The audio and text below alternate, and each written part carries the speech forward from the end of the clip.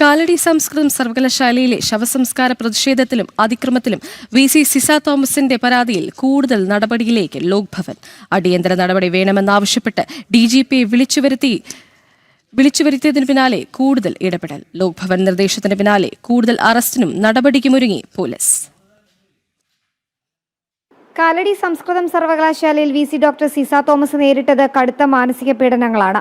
ഈ പീഡനങ്ങൾ വിവരിക്കുന്നതായിരുന്നു ഗവർണർക്ക് നൽകിയ പരാതി. കാലടി സംസ്കൃത സർവകലാശാലയിലെ ഒരു സംഘം വിദ്യാർത്ഥികൾ ദേഹോപദ്രവം ഏൽപ്പിച്ചുവെന്നും കയ്യേറ്റം ചെയ്തുവെന്നും മാനസികമായി പീഡിപ്പിച്ചുവെന്നും ചൂണ്ടിക്കാട്ടി ഗവർണർക്ക് കഴിഞ്ഞ ദിവസമാണ് പരാതി നൽകിയത്.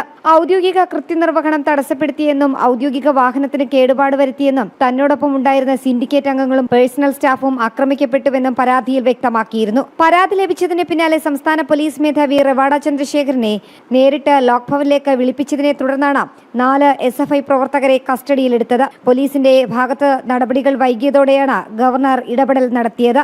ഗവർണർ ഇടപെട്ടതോടെ കൂടുതൽ നടപടികളിലേക്ക് പോലീസ് ഇന്ന് കടന്നേക്കും. അതേസമയം മുഖ്യമന്ത്രിക്കും ആഭ്യന്തരമന്ത്രിക്കും പുറമെ ഉന്നത വിദ്യാഭ്യാസ മന്ത്രി, ഉന്നത വിദ്യാഭ്യാസ സെക്രട്ടറി എന്നിവർക്കും വി.സി. ഡോക്ടർ സിസ തോമസ് നൽകിയ പരാതി നിർണായകമാണ്. ജനം, തിരുവനന്തപുരം.